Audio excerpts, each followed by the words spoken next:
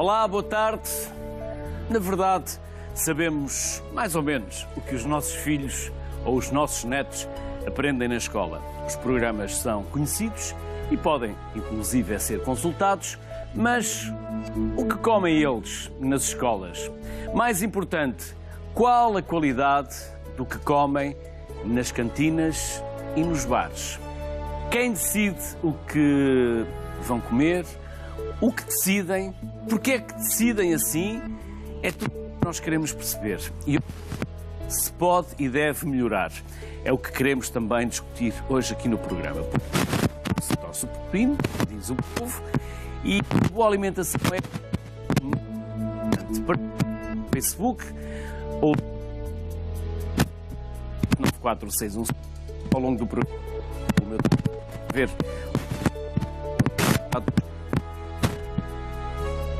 para nesta conversa, para me acompanhar nesta conversa, temos alguns convidados. Não vamos ter connosco a DGEST, a Direção-Geral dos Estabelecimentos Escolares, que não vieram, nem tão pouco nos responderam ao convite. Quem gentilmente aceitou o meu convite foram Alexandra Bento, bastonária da Ordem dos Nutricionistas, e José Manuel Gonçalves, membro do Conselho Executivo da Confederação Nacional das Associações de Pais, a CONFAP. Aos dois, bem-vindos, que na verdade é um bom regresso à sociedade civil. Parece que este microfone já não vai ser necessário. Alexandra, Ciências do Consumo Alimentar e Nutrição. É o meu doutoramento. É o seu doutoramento. E este seu doutoramento foi baseado em quê? Que perguntas é que teve como partida? Que conclusões teve como chegada? Eu penso que era isso que o Luís... Para já, boa tarde, Luís. E boa tarde a quem nos está a ouvir. Ao dizer isso, imagino que andou a verificar a minha vida e o meu currículo profissional e percebeu que eu tinha um doutoramento nessa área. Digo eu. Nós somos muito curiosos. Andamos sempre a buscar. E acho muito bem. Eu sou nutricionista de formação, como é óbvio, senão não seria bastonária da Ordem dos Nutricionistas, e fiz a minha formação na Universidade do Porto e depois voltei à Universidade de Porto para fazer o doutoramento em Ciências do Consumo Alimentar, mas desta feita o meu doutoramento é em políticas de saúde na vertente da alimentação. Ou seja, digo de maneira simples, o que é que são as políticas alimentares, o que é que têm sido as políticas alimentares, as decisões à volta da alimentação no nosso país e que relação têm com as orientações que são emanadas por autoridades internacionais, como é o caso da Organização Mundial de Saúde. Alexandra, e tem mudado muito? O que é que eu lhe posso dizer de uma maneira muito simples? Posso-lhe dizer que Portugal tem respondido de uma forma... Se quiser, pode ser politicamente incorreto. Não vou ser, mas vou dizer o que tem que ser dito. Portugal tem respondido de uma forma muito tardia àquilo que são os reptos lançados por grandes organizações internacionais, como é o caso da Organização Mundial de Saúde. Ou seja, nós, neste capítulo, no capítulo da alimentação, estamos a falar de uma ciência e a ciência deve ser baseada naquilo que é a melhor evidência científica. Portanto, quando pretendemos melhorar os hábitos alimentares de uma população, importa que se sigam orientações, diretrizes, do que vem em grandes estudos que demonstram que é eficaz ter determinadas intervenções. E, neste sentido, a Organização Mundial de Saúde e até mesmo em termos nacionais, a Direção-Geral de Saúde têm como obrigação compilar a melhor evidência científica e produzir aquilo que são os referenciais para depois a decisão política, que no fundo, no final disto tudo, quem deve dar o toque de caixa para aquilo que são as orientações fortes são os governos de cada país. E neste seguem sentido, as orientações neste ou sentido, desviam-se? Desviam-se. Felizmente, nos últimos tempos, Luís, o assunto da alimentação está muito na ordem do dia. Está muito na agenda pública, portanto, fala-se muito. O que é que nós estamos a fazer aqui, se não a levantar as questões à volta da alimentação, desta feita nas escolas. Portanto, quando um assunto é colocado na agenda política, mal fora, que não entre na esfera da agenda política, não é? Quando é tratado na agenda pública, e mal fora que quem nos governe não fica alerta para as questões e não decida. Neste momento, nós sabemos que em Portugal os hábitos alimentares dos portugueses estão a perigar imenso a nossa saúde. E sabemos com muita robustez, porque há bons estudos de qualidade, que nos dizem o que é que os portugueses estão a comer, nomeadamente trazidos pelo último inquérito alimentar nacional. Deixe-me dizer-lhe que nós, no nosso país, só tivemos dois inquéritos alimentares nacionais. Um da década de 80 e o outro que veio à luz do dia o ano passado. E, portanto, temos aí um manancial de dados promovidos pelo Estado. Que é quem deve não é fazer... por marcas, não é por entidades... Devo-lhe dizer que ao longo... Muitos dos estudos que aparecem... Sim, e há muita controvérsia nesse sentido, porque de alguma maneira pode haver algum viés em relação aos resultados. Um inquérito alimentar nacional deve ser feito pelo Estado. Não quer dizer que da década de 80 até o ano passado não se tivessem feito estudos vários em relação aos consumos dos portugueses, aos hábitos alimentares dos portugueses. Mas, de facto, foram estudos académicos ou estudos inclusivamente feitos por algumas empresas e instituições, como o Luís estava a dizer. Este do ano passado, que é o que nos importa, é um estudo sério, um estudo robusto, um estudo que foi encomendado, se assim se pode dizer, pelo Estado, pelo governo português, foi desenvolvido por um grande centro de investigação, aliás, pelo Instituto Nacional de Saúde Ricardo Jorge e pelo Instituto de Saúde Pública da Universidade do Porto e a Faculdade de Nutrição. Portanto, instituições robustas. O que é que nos vieram dizer? Vieram-nos dizer que, de facto, há erros alimentares graves na população portuguesa, o sal é consumido em excesso, a gordura igualmente, o açúcar mais, mas muito mais do que a dose, e depois algumas particularidades interessantes são trazidas até nós, nomeadamente que quem é mais pobre, quem tem menos escolaridade, come pior. O que é uma verdade que é dura de ouvir, que é o mesmo que dizer que quem tem menos dinheiro para se alimentar e que tem menos capacidade em termos de manancial de escolha, de saber o que é que faz bem e o que é que faz mal, escolhe pior. E, de facto...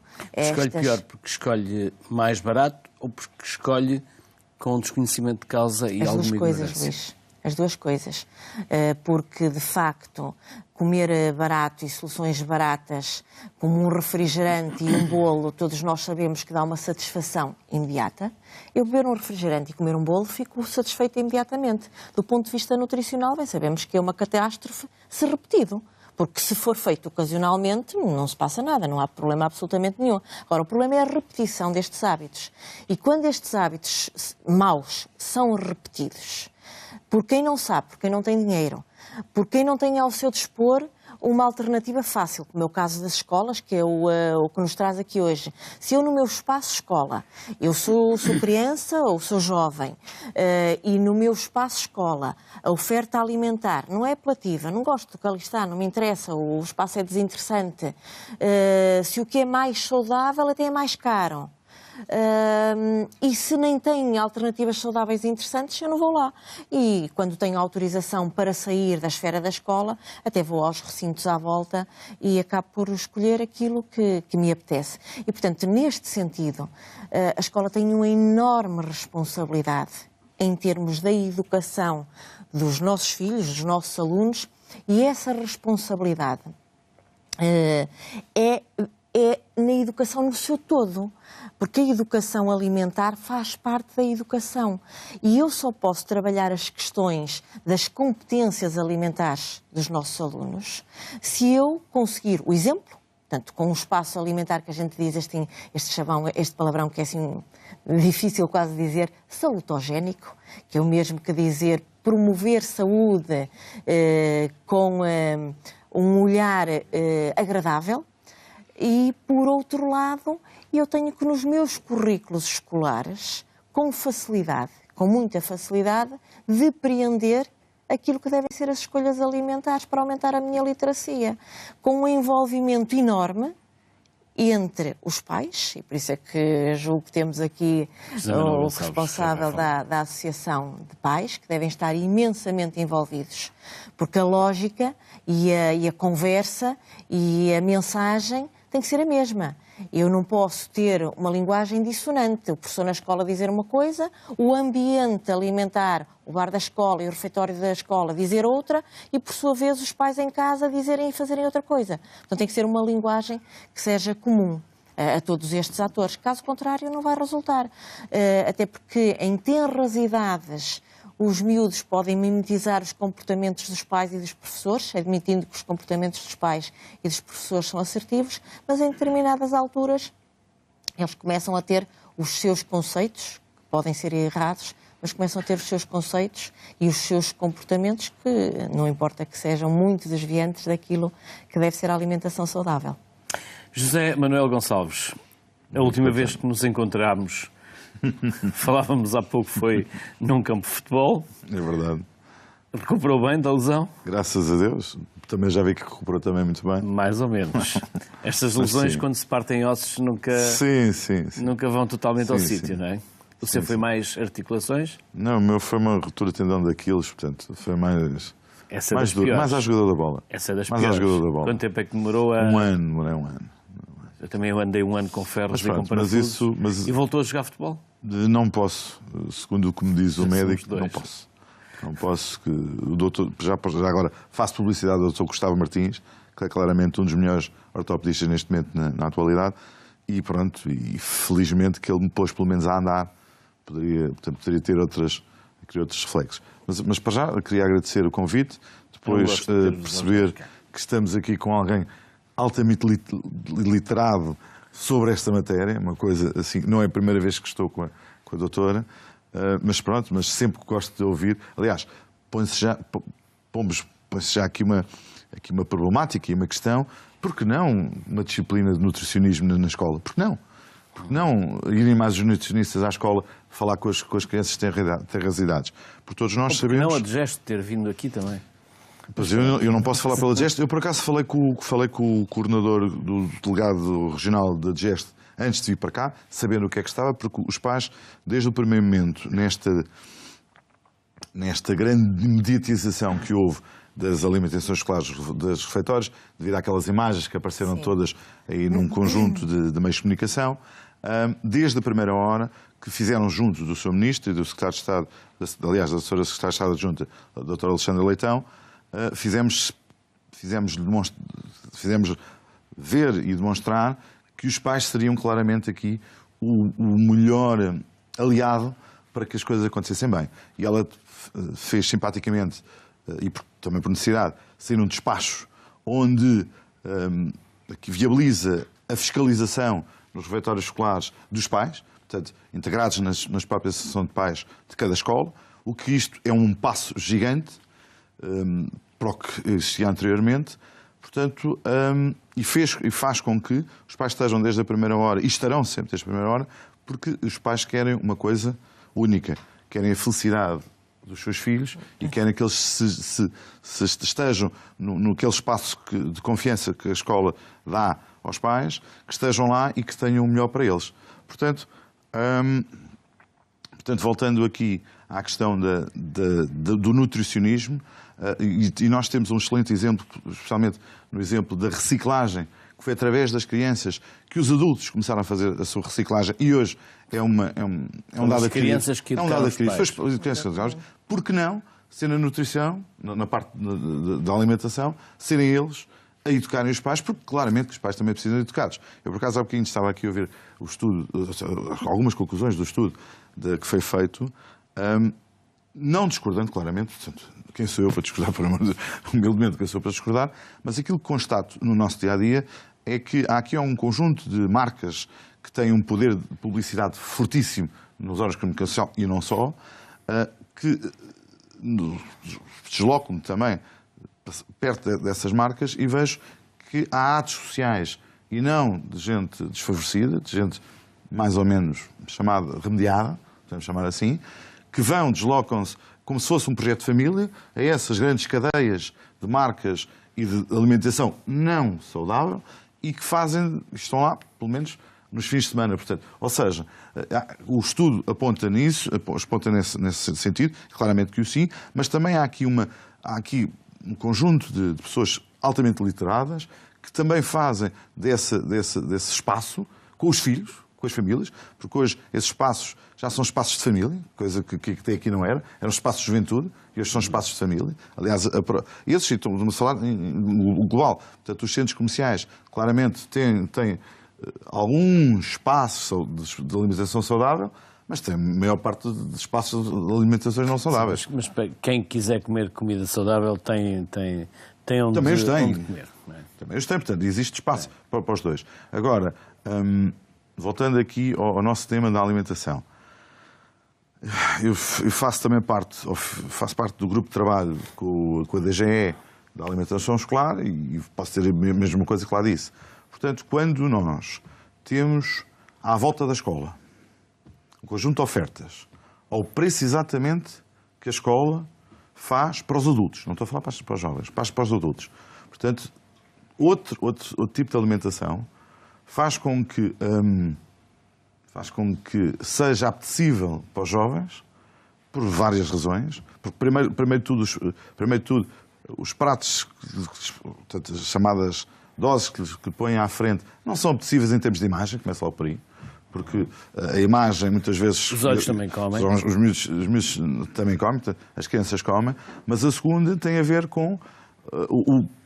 para nós é bastante...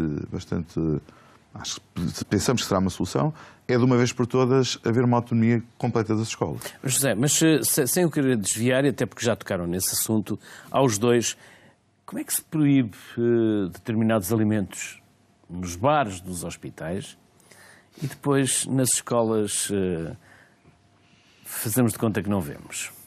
E os bares continuam a vender, as cantinas continuam a servir. Segundo... Não há aqui uma incoerência difícil de compreender. Segundo o que está escrito, e nós sabemos depois do que está escrito ao terreno, há aqui alguma diferença, mas segundo o que está escrito... Há uma recomendação.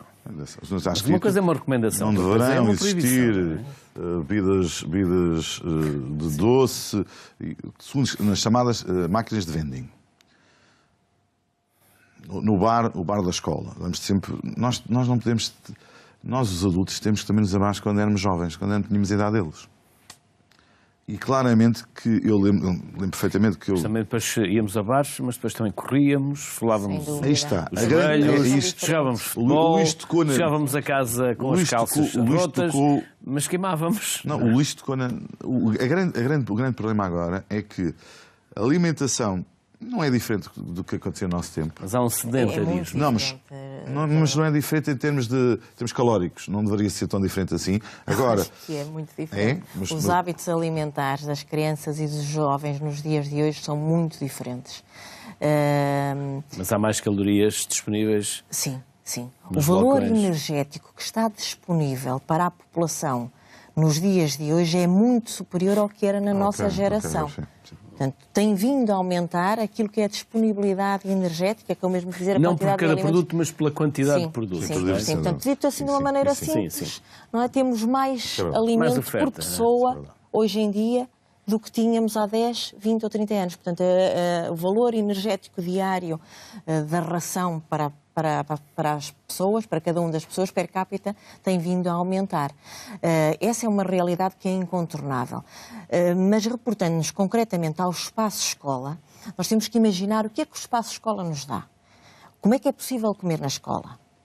Na escola temos os bares, aqui a Direção-Geral de Educação chama os bufetes, não é? Os bares, nós normalmente chamam-lhe bufetes, tudo bem. E depois tem as máquinas de venda automática em algumas das instituições que não visam lucro, é preciso que se perceba, que não visam lucro, portanto o que está ali para ser vendido aos alunos, o lucro que dali advém, se houver lucro, é para reverter em causas relacionadas com a alimentação, ou seja... Ou vai tudo depois para o mesmo bolo do orçamento? Não, porque fica no orçamento da escola. Mas vai para o mesmo fica na escola. Orçamento da escola. Da escola, sim. E, portanto, não quer dizer que depois não vá para a limpeza, o buffet não vá para a eletricidade. Mas o que temos que o buffet dizer... também vai. O buffet também vai para Falar no buffet. Estou a falar no buffet em concreto. Estava a falar nas máquinas de vending. Sim, nas máquinas de vending e no buffet. Portanto, o que ali se vende, isto para falar que o preço pode ser verdadeiramente apelativo, porque não visa lucro. E, por outro lado, temos os refeitórios, as cantinas. Dentro dos refeitórios, eles podem ser concessionados ou podem ser de administração direta, que é o mesmo que dizer que o Estado pode concessionar a empresas de alimentação coletiva ou pode gerir diretamente. Para isto tudo, há regras, há normas. Se são vinculativas, ou seja, obrigatórias, ou se é recomendação, é outra questão. Mas há normas. A Direção-Geral de Educação tem normas para os bufetes e tem normas para a cantina. Ora, estas normas nunca devem ser encaradas como estáticas. Eu produzo-as hoje e devo-as ir revisitando de tempos em tempos para ver se elas estão atuais. Por exemplo, a norma dos bares foi construída, salvo erro, em 2007 e foi revisitada em 2012. Portanto, em 2012 saiu uma alteração em relação àquele referencial. Para além depois das normas poderem estar melhor redigidas ou pior redigidas e devem ser revisitadas de tempos a tempos, é preciso fiscalizar, supervisionar o cumprimento das mesmas. E quando nós falamos em supervisionar, ou de uma maneira mais rude, fiscalizar, eu não coloco E quem é que aqui deve fiscalizar? Tem que ser o Estado. Tem que ser a GEST. Tem que ser o Ministério da Educação. O que é que as direções das escolas fazem? Luís, quem tem que ser o Estado. Tem que ser o Ministério da Educação, via Direção-Geral dos Estabelecimentos Escolares. Este despacho que o José Manuel falou há pouco, que foi construído nesta tónica da fiscalização, eu tenho alguns pormenores ou pormaiores neste despacho que não concordo com eles, mas isso é outra história, portanto acho que também não é para aqui chamado. Mas nós temos que ter um organismo forte que fiscalize, não com a tónica, digo eu, não com a tónica repressiva, não estás a cumprir, logo levas uma multa.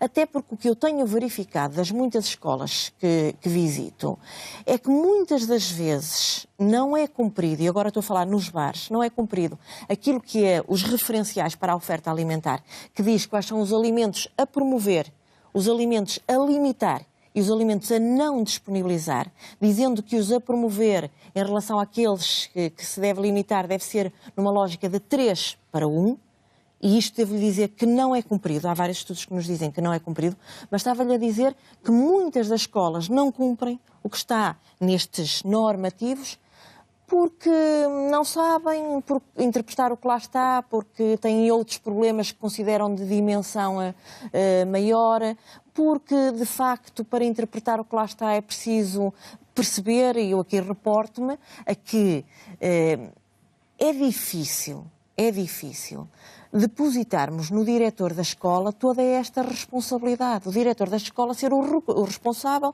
do cumprimento do que está nos normativos para os bares das escolas e do cumprimento... Diretor, também há uma direção. Sim, o diretor, coloquei na figura do diretor porque legalmente a responsabilidade é do diretor. Agora, se ele de facto delega algumas das suas responsabilidades na sua equipa, já competirá ao diretor essa decisão. Mas é pedir demais que o diretor seja o responsável. Porque nesta matéria, se nós quisermos de facto, que as escolas tenham uma melhor oferta alimentar e que os alunos tenham melhores comportamentos, melhores conhecimentos e melhores atitudes alimentares... Mas, Alexandre, se as escolas pedem mais autonomia, também devem ter mais responsabilidades. Sem dúvida, mas é preciso que saibam agir. E é preciso que haja quem os auxilie a agir. Não pode ser de uma forma nua e crua, ora sai um despacho, ora sai um referencial, ora sai um normativo, e, portanto, sem se saber interpretar. Eu não duvido da bondade da construção deste despacho que o José Manuel estava a falar em relação à supervisão, em relação à fiscalização, porque em concreto é o que diz, à fiscalização da qualidade alimentar das escolas. Não duvido da bondade deste despacho, mas eu não compreendo que pais e professores consigam fiscalizar a qualidade e a segurança alimentar e a adequação nutricional do que é oferecido nas escolas. Não consigo. Aliás, hoje em dia tudo é muito fácil de ser pesquisado e quem está em casa, que faça um Google e vá à net e leia este despacho e percebe que é um documento técnico complicado. E é um documento técnico tão complicado que eu não compreendo que os pais consigam entrar pela cantina dentro ou pelo bar dentro e consigam ver se os normativos com uma checklist estão a ser bem cumpridos ou não são. Tem que ser pessoal que tenha competências na matéria, no meu caso os nutricionistas. O Colégio F3 é o facilitador e promotor de conhecimento transdisciplinar nas áreas da alimentação, agricultura e florestas, na Universidade de Lisboa. A Joana Sousa é professora da Faculdade de Medicina e vem agora falar-nos do projeto e do objetivo. Olá. Olá, muito boa tarde. Como está, Joana? Tudo bem? Obrigada. Joana, para além daquilo que eu disse do F3, o que é que nós podemos saber mais deste colégio? Ora bem, antes de mais, um cumprimento especial aos presentes em estudo e, obviamente, ao Luís também, felicitar o programa pela pertinência da temática na atualidade de hoje, obviamente.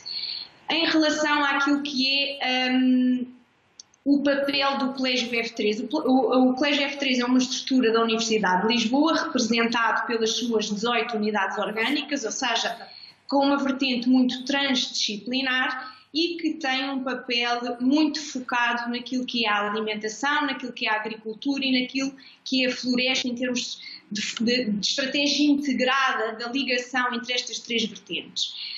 O Colégio tem tido uma preocupação grande neste domínio da alimentação e, dada as notícias recentes da alimentação escolar, e ainda, por exemplo, em jeito de exemplo, ontem tivemos um seminário extremamente importante nesta temática que permitiu abordar aquilo que é o direito humano a uma alimentação adequada e logo por si o conceito da complexidade do conceito de alimentação adequada e nesta realidade em concreto a fase do ciclo de vida das crianças propriamente dito, e foi possível ter uma representação nacional, e eu queria aqui destacar também o papel fundamental dos municípios neste contexto, ou seja, não nos podemos esquecer que muitas das refeições que as crianças fazem são em ambiente escolar, que o parque escolar, a oferta do parque escolar do ponto de vista alimentar, muita dela é da gestão do município também, e foi possível termos à mesma mesa os diferentes municípios a nível nacional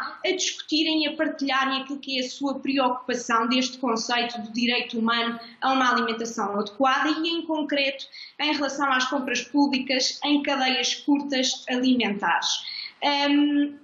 Obviamente que isto é uma temática de extrema relevância. As crianças consomem no mínimo 50% da sua ingestão diária em ambiente escolar e quando falamos em alimentação na escola temos que pensar desta forma de complexidade da oferta alimentar. Não é só pensar naquilo que é o que está no buffet ou aquilo que é fornecido no refeitório, é importante pensar no ambiente escolar, é importante pensar no papel da comunidade escolar, é importante pensar no papel dos pais e encarregados de educação também aqui como agentes muito importantes neste processo, mas também não esquecer, acima de tudo, aquilo que é os profissionais competentes, com capacidade técnico-científica de poder acompanhar, de poder monitorizar, de poder avaliar aquilo que está a ser a oferta para não chegarmos a extremismos e a situações que depois caem um bocadinho ao lado daquilo que possa ser o bom senso e a análise crítica perante o mediatismo que às vezes é dado a determinadas situações. Portanto, tudo isto começa lá em casa para depois poder continuar na escola. Sem dúvida, o exemplo vem de casa, mas não nos podemos esquecer que na população adulta, mais de 50% da população adulta tem excesso ponderal, ou seja, estes pais são pais que do ponto de vista nutricional também têm as suas implicações e se calhar aquilo que é o seu comportamento é o espelho daquilo que para a criança até lhe parece correto e até lhe parece equilibrado, porque é o que vê em casa. Agora, a realidade é que há um desvio muito grande daquilo que deve ser o padrão alimentar e puxando a alimentação mediterrânica, por exemplo, como um chavão daquilo que é a alimentação saudável e muito característico da nossa população, que se tem desviado grandemente e que se calhar a maioria das nossas crianças nem sequer conhecem o que é alimentação mediterrânica. E isto acaba por, sem dúvida, dificultar muito a proatividade em termos de intervenção nestas crianças. Joana, enquanto a Joana estava a falar, eu fui lendo aqui alguns comentários que estão a ser deixados na nossa página do Facebook. Por exemplo, o José Maria Silva diz que é muito difícil encontrarmos aqui uma alimentação saudável por duas razões. Uma é a situação económica e financeira de muitos pais, que não lhes permite fazer escolhas segundo aquilo que seria uma alimentação saudável. E a segunda é a indústria que, com o seu poder de marketing e que se preocupa demasiado com os resultados, depois também nos leva a fazermos escolhas que fogem àquilo que deveriam ser as mais corretas. Há aqui um marketing que também desvia aquilo que devia ser o caminho correto para uma alimentação saudável. Sem dúvida, Luís. Hoje em dia, o impacto da publicidade alimentar, do marketing alimentar, o recurso às novas tecnologias, o potenciar de um contacto constante das crianças a este tipo de informação, obviamente que é altamente potenciador de um comportamento alimentar desregrado, ou seja, de um consumo eventualmente de alimentos com densidade energética mais elevada, em detrimento de outro tipo de alimentos que poderiam ser mais saudáveis, porque infelizmente os alimentos mais saudáveis não têm grandes companhias em termos de indústria que potenciem a sua promoção alimentar, o que vai dificultar este processo em termos de impacto e de imagem associada a um maior consumo e aqui a comunicação cada vez mais com um peso muitíssimo marcado na alteração do padrão alimentar, sem dúvida. Mas, e deixe-me, em relação à primeira questão e à dúvida que o participante fez no Facebook do programa, em relação à questão económica, em relação aqui a não ser possível fazer uma alimentação saudável a baixo custo. Permita-me discordar. Eu, como nutricionista também, e naquilo que é a realidade, nós temos vários exemplos em que é possível ter um padrão alimentar saudável e às vezes até um custo mais baixo do que aquilo que possa ser a oferta alimentar de determinados alimentos de elevada densidade energética. Por isso, este mito é que é importante também trabalhá-lo no ambiente escolar, é importante desmistificar estes conceitos, porque há muito esta ideia que a alimentação saudável é a alimentação mais cara. Não é verdade. E educação alimentar começa de base, começa da escola. O exemplo, a sugestão que foi dada pela Confap, que acho que parece-me fazer todo o sentido, porque não trabalhar estas temáticas num enquadramento assertivo, num enquadramento global, ao nível do currículo, ou seja, nós sabemos que a alimentação é abordada, mas é abordada na disciplina A, na disciplina B, de forma pontual. E de que forma é que é abordada? A roda dos alimentos. Todos os miúdos conhecem a roda dos alimentos. Se nós não formos efetivos em termos de intervenção de educação alimentar, alterar ambiente, alterar a oferta, não conseguimos ser eficazes em termos de alteração de comportamento e de atitude perante as escolhas alimentares. Obrigado, Joana. Obrigado por ter vindo à Sociedade Civil. Obrigado também porque nos deixou aqui um mote para a pergunta que eu tenho para fazer ao José Manuel Gonçalves, porque o Nuno Queiroz Ribeiro, aqui no Facebook, defende exatamente isso que a Joana falava e aquilo que o José Manuel também há bocadinho comentava, que é fundamental termos no plano curricular a disciplina de alimentação, com alimentos ao vivo, em sala de aula. O Nuno Queiroz Ribeiro, o comentário é dele. Porquê é que isto, se toda a gente acha que isto é consensual, porquê é que isto depois não acontece? São os professores que são resistentes, são os planos curriculares, é o poder político que faz orelhas mocas, é um ministro que entra e muda tudo o que o outro deixou, é um bocadinho tudo isto. O que é que se passa, José Manuel? Eu acho que, acima de tudo, é o bom senso e a força de vontade. É que já se passa isso nas escolas. Há escolas que têm excelentes exemplos. Sim, não podemos generalizar. Não podemos generalizar, mas os bons exemplos podem-se replicar. Ser replicados. Não é? Portanto, se nós temos um programa em televisão que é quase top one em share de crianças a cozinhar, E com tudo o que tem de bom e com tudo o que tem de mau. Portanto, se nós na escola, que não é difícil, fazermos isto, porque hoje os jovens não eram como no meu tempo e como no nosso tempo, que nós aprendíamos através da assimilação de conhecimentos. Hoje eles têm que experienciar as coisas. Portanto, hoje uma criança com muito pouco terrenidade pega no nosso telemóvel e começa a fazer assim. Pega num tablet e começa, e aquilo mexe. Portanto, se assim é, eles se mexendo nos alimentos, se lhes disserem que aquilo se fará melhor do que o outro, se experimentarem o sabor das situações, se calhar alteram os próprios comportamentos.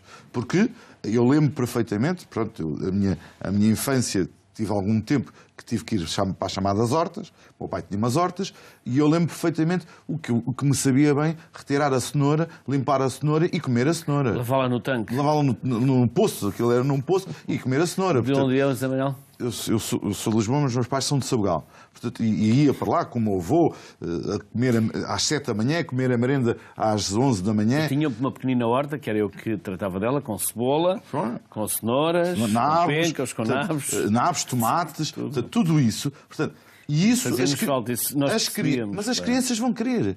É como se fosse o descobrir. As crianças bebem tudo. Bebem muito mais os conhecimentos. Se eles fizerem, e se eles. Então, estamos a começar numa geração, e isto tem que começar nas terras idades. Começa-se uma geração que mais tarde vai dar frutos. Porque esta geração, aqui, 10 anos, se calhar, se não começarmos já não vamos a tempo para alterarmos lá a quantidade dos salos, dos açúcares, tudo isso que ouvimos, dos 3 por 1, 1 por 3, mas deixe-me só discordar aqui uma coisa. Eu acho que os pais também são fundamentais. Agora, segundo o que nos dizem, na fiscalização, segundo o que nos dizem, existe nutricionistas por trás. Também, não é? Não só, mas também. É isso que eu estou a dizer. Portanto, existem nutricionistas por trás que fazem os planos de alimentação da DGEST, da DGE e da DGEST, e se depois não existe fiscalização dos próprios, parece-me aí é que pode ser colmatado. Agora, que sabemos que, pelo menos, e acreditamos nas entidades, nos é dito que os nutricionistas estão por trás de toda uma carta de oferta que as escolas têm que cumprir diariamente. Portanto, penso mais ou menos, porque assim, a realidade é muito diversa. A oferta alimentar nas cantinas, no pré-primário e no primeiro ciclo, está a cargo das autarquias. E, portanto, há câmaras que têm nutricionista, há câmaras que nem por isso. E, portanto, nas que nem por isso é preciso pensar quem é que o faz. Não é? Depois, as refeições a partir do primeiro ciclo são da responsabilidade do Ministério, sendo que a produção dos normativos é sempre a responsabilidade do Ministério. E, portanto, voltando ao que estava a dizer, para as crianças pequeninas e primeiro ciclo, a autarquia, a partir daí deixa de ser a autarquia. Destas que deixa de ser a autarquia, há escolas que fornecem a refeição em serviço concessionado, que são aqueles concursos nacionais que depois várias empresas concorrem segundo um caderno de encargos que é para ser cumprido e, portanto, também é preciso verificar do seu cumprimento e aí as emendas são feitas pela empresa que foi concessionada, que ganhou o concurso. Mas são submetidas à DGEST, não é? Que é aprovado. As outras escolas da administração direta, ponto de interrogação. O que é que lá se passará? Pois nós não sabemos. Portanto, por isso é que mais das vezes eu digo, se é melhor concessão à administração direta, não há resposta. E que ninguém venha dizer que é melhor um modelo do que outro, porque não há resposta. São dois modelos diferentes. É preciso que se acautele que quando chega ao prato de menino, chegue como tem que chegar. O que importa é que quando chega ao prato de menino, o que ele seja bem confeccionado, segundo normas, saboroso, neste caso ao tabuleiro, mas em concreto que está no prato, e que tenha a sopa. E que tenha a sopa, e que o menino coma a sopa. Daí o tabuleiro. E que não vá para o lixo. Eu devo-lhe dizer que daquilo que vai no tabuleiro, que o menino leva no tabuleiro, 30% vai para o lixo. 30%. É muito dinheiro a ir para o lixo. E dependendo dos dias, não é? Dependendo dos dias, mas em termos médios o desperdício alimentar nas cantinas escolares é de 30%. Ora, nós temos a felicidade de ter um país que achou que era estratégico fornecer gratuitamente ou por um baixo preço a refeição aos alunos, porque este modelo não existe em todos os países. Na Lei de Bases do Sistema Educativo diz que o Estado deve providenciar a refeição aos meninos, ou de graça, ou com um baixo custo, deve providenciar leite escolar também está neste programa da gratuitidade, e se de facto este Estado, que investe este dinheiro que é imenso, que é colossal, que eu devo-lhe dizer que nem é fácil perceber quanto é, porque consegue perceber quanto é que está nos cadernos, quanto é que está nos concursos, mas depois também há a parte que é da administração direta e depois também há a parte que é das autarquias, mas claramente são muitos milhões de euros que todos nós depositamos na alimentação escolar, naquilo que vai no tabuleiro dos nossos filhos, e depois 30% vai para o lixo. Então o que nós todos temos que exigir é que aquilo que é colocado no tabuleiro seja saudável, que seja apelativo e que não vá para o lixo. Mas também se eles não forem habituados a comer sopa lá em casa, depois na escola... Sem dúvida, Luís. Por isso é comer, que isto é uma dimensão que não é isenta de complexidade. Eu acho importante... É multidisciplinar, digamos assim, não é? Não é isento de complexidade.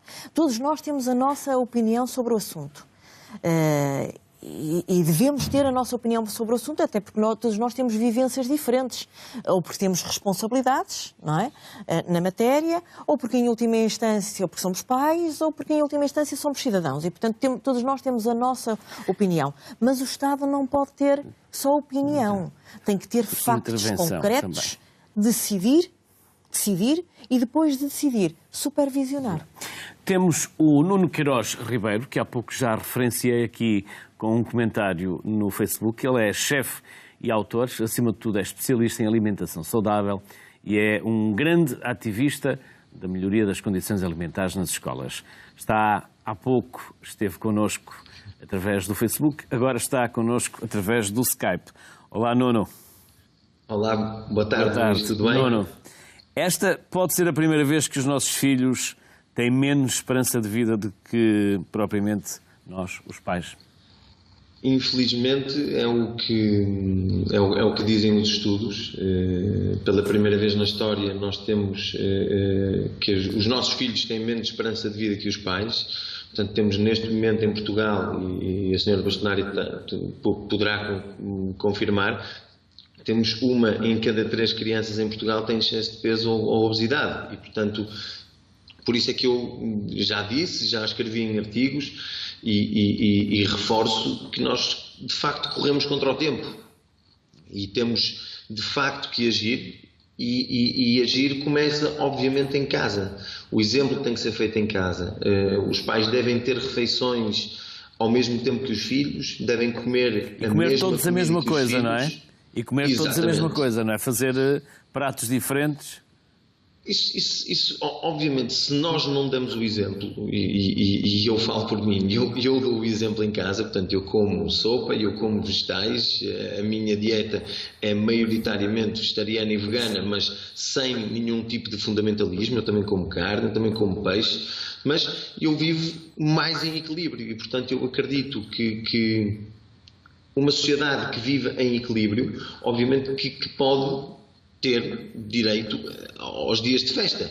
Agora, quando os dias de festa passam a ser a rotina do dia-a-dia lá em casa e não a exceção.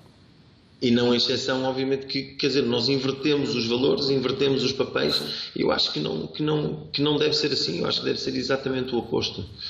E uma peça de fruta talvez não seja mais cara do que um pacote de bolachas. Não é... Na mochila das crianças, não é? E falando em termos de índice glicémico do que é processado, e eu friso, eu não tenho nada contra a indústria tem até um papel fundamental na reformulação do seu receituário, e portanto estas novas sobretaxas que felizmente passou no açúcar, mas infelizmente não passou no sal. Medidas que outros países nórdicos, como a Noruega, a Finlândia, que foram pioneiros na implementação destas sobretaxas, tiveram resultados muito positivos. Eu acredito que, aliás, é do conhecimento, se não estou em erro, acho que foram... O ano passado, este ano, nós consumimos menos 5.000 toneladas de açúcar, dado a norma da sobretaxa sobre o açúcar. Portanto, é uma oportunidade para a indústria se reinventar, dar as ferramentas, dar no fundo, as ferramentas necessárias aos seus chefes de cozinha e formar os seus cozinheiros para que, sim, as nossas crianças e os nossos filhos, e eu sou pai de três crianças, possam se alimentar diariamente de uma forma deliciosa, e com isso não é necessário que se aumente muito o preço, ou até mesmo manter o preço. Eu tenho a certeza, até porque tenho a experiência disso com a Câmara Municipal de Lisboa, com o Departamento de Educação, onde tive 2 anos seguidos a seguir uma escola, a Escola de Santa Clara, a antiga Escola do Convento do Desagravo, que teve dos melhores resultados em termos de evolução na alimentação das crianças. Agora, eu acredito que se formos de escola em escola, de câmara em câmara, é muito difícil nós conseguirmos realmente mudar o panorama da alimentação nacional nas escolas.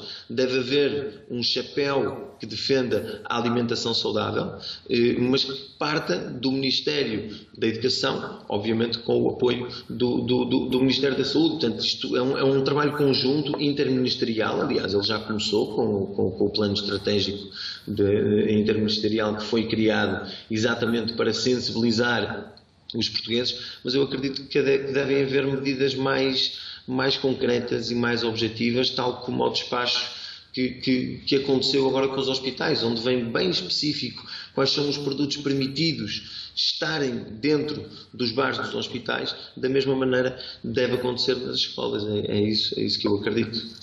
Não, muito obrigado por ter vindo ao Sociedade Civil. De nada, obrigado por ter estado connosco em direto. José Manuel Gonçalves, os nossos filhos têm o direito de tirar uma fotografia ao prato da comida se ela não estiver em consonância, se tiver uma lagarta, se tiver outra coisa qualquer e postarem no Facebook. Isso é crime. É justo que dê direito a uma suspensão. Vamos lá ver. Estão a denunciar algo que não está correto. Eu penso que o caso foi mal analisado e foi mal feito. Ou foi mal produzido. Porque depois houve um revés logo a seguir. Vamos lá ver. Os nossos jovens são desta geração. Ponto. Ou nós nos capacitamos disso. Nós fizemos ou a vamos perder o comboio. E eles nasceram nela, por isso. Nós temos que ir atrás deles, ponto. Portanto, temos que acabar de uma vez por todas de ter esta mentalidade, este costume que é tudo errado. Não é errado. Há excelentes exemplos de pegar nos meios que hoje existem ao dispor facilmente dos jovens e pô-los em benefício do seu conhecimento. Portanto, se não fosse a dita lagarta, se calhar não tinha sido um despacho. Se calhar não tinha sido fiscalizado. Se calhar não tinha... Agora, é muito pior outras situações que acontecem de um conjunto de bullying. Isso é muito pior do que uma lagarta num prato.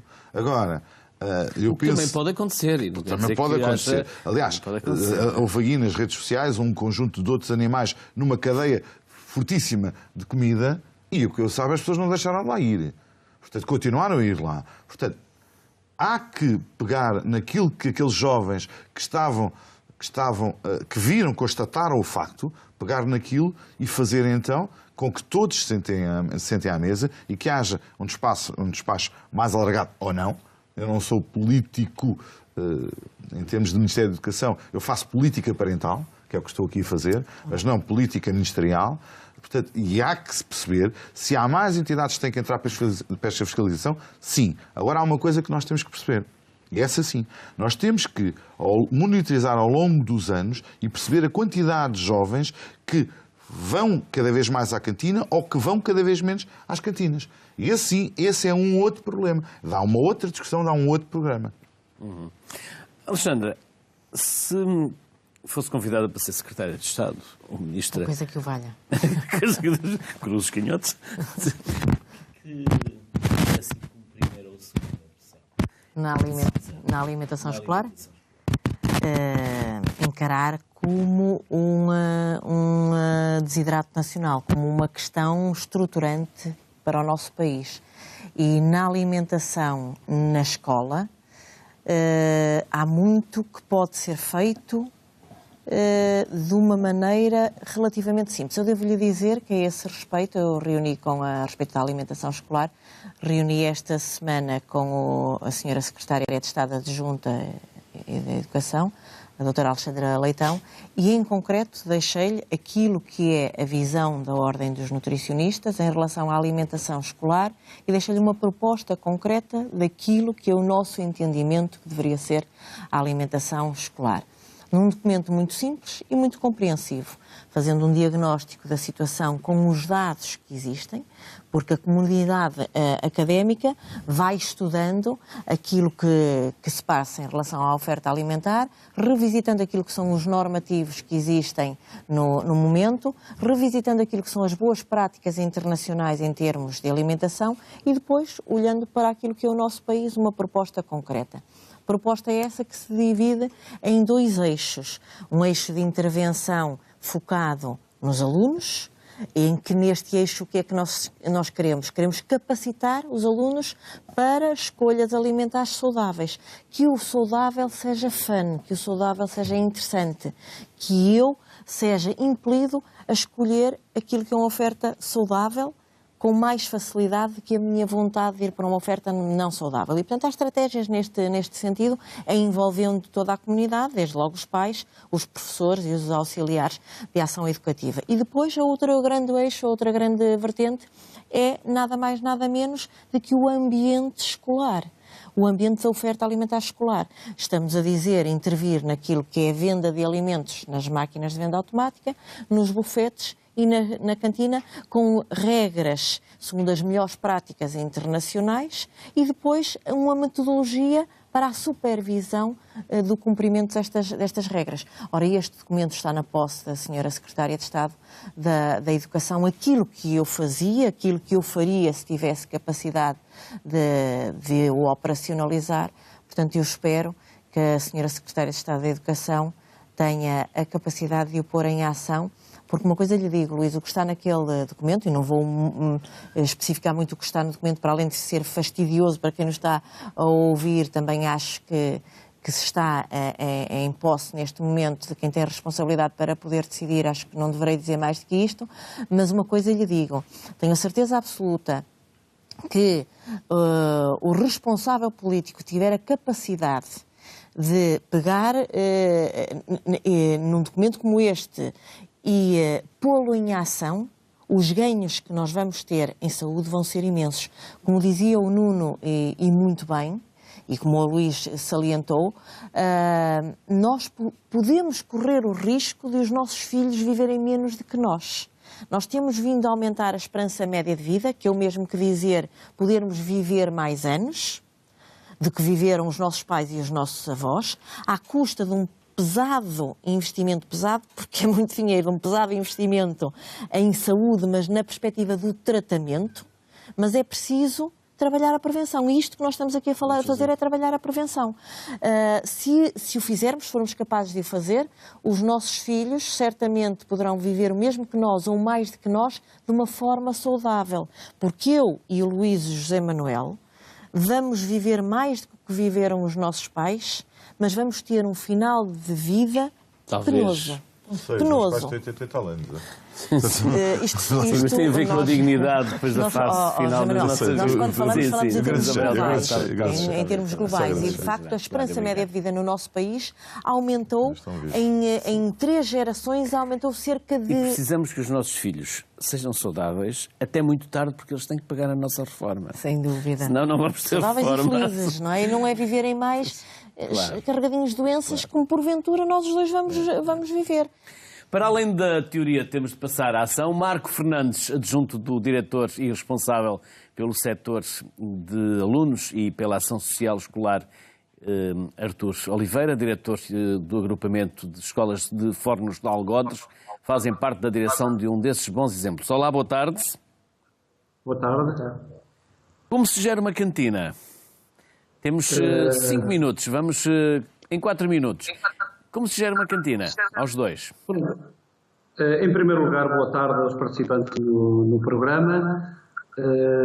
Referir a qualidade das intervenções que foram proferidas e que, de certo modo, já esclareceram em grande parte tudo aquilo que desejávamos falar. De qualquer forma, eu sou o diretor do agrupamento, o colega Marco, é adjunto à direção e tem à sua responsabilidade o acompanhamento e a monitorização do refeitório escolar.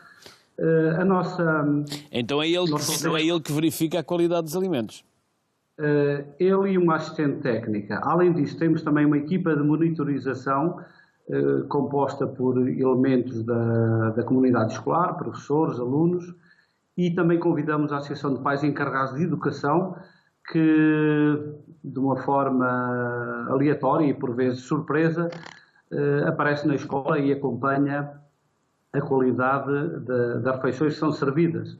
Nós temos um refeitório concessionado, é uma empresa, no entanto seguimos as orientações e o caderno de encargos e o acompanhamento da Digeste Centro. Nós estamos aqui numa escola do Distrito da Guarda, na Serra da Estrela, mas temos um acompanhamento muito próximo da Direção-Geral de Estabelecimentos Escolares da região Centro.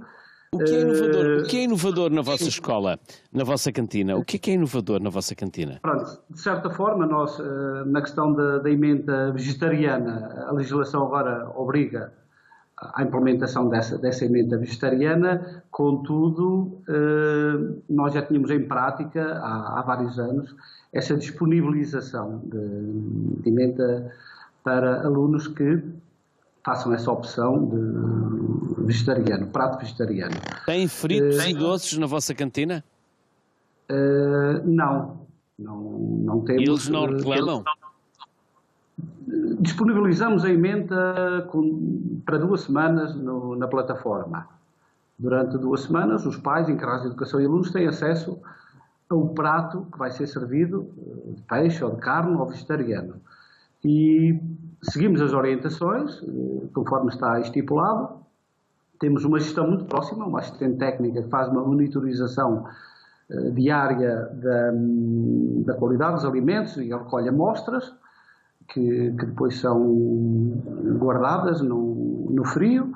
O colega Marco, que é o colega da direção que me acompanha nesta função, tem também um acompanhamento muito próximo da qualidade e do funcionamento do refeitório. Temos também o bufete, onde temos bens a promover e a limitar, com preços muito, muito apelativos. Portanto, o objetivo não é o lucro, é proporcionar aos alunos alimentação de qualidade. Na parte curricular, a oferta que nós temos nas disciplinas de Ciências Naturais e Biologia, também temos uma grande dinamização de informação junto dos nossos alunos, por forma a que possam ter uma orientação adequada nas estratégias de consumo que vão seguir. E, embora haja também uma pressão forte aqui perto da escola, de supermercados, de instituições que também vendem alimentos e que por vezes os alunos têm algum comportamento desviante e adquirem produtos que nós não permitimos aqui dentro da escola. Não temos máquinas de vending, acabamos com elas, e temos um conjunto de procedimentos direcionados no sentido de fazer uma oferta de qualidade. Não sei se o colega Marco Fernandes também quer acrescentar algo. Tem que ser assim em 10 segundos, porque estamos mesmo a terminar. Essencialmente, o que nós podemos acrescentar é que temos muita atenção aos produtos que são disponibilizados, especialmente no bufete, porque no refeitório nós seguimos a emenda que vem da Digeste, já tem nutricionistas que farão o que acham melhor. No bufete, que é mais a nossa gestão aí temos o cuidado de só promover essencialmente os produtos saudáveis e limitar ao máximo o que é mais apetecível, mas é obviamente menos benéfico para a saúde, que são os chocolates e tudo que é muito calórico. Marco e Artur, obrigado por terem vindo à Sociedade Civil, obrigado pela vossa disponibilidade. José Manuel Gonçalves, para terminar, o que é que ainda falta dizer, assim, em 30 segundos? Falta ir, o caminho vai-se caminhando. Já está muito melhor do que há 2 meses atrás e esperemos, porque devido a um conjunto de alertas feitos para a comunicação, esperemos que o caminho se vá caminhando e investindo claramente, quanto mais terra em idade, de certeza que mais frutos teremos daqui a 1 geração ou 2 gerações. Alexandra e José Manuel, muito obrigado por terem vindo à Sociedade Civil. Cuidado com a alimentação, em especial com a alimentação dos nossos jovens. Não deixemos que eles fiquem com os piores hábitos dos nossos. Fique bem, boa tarde.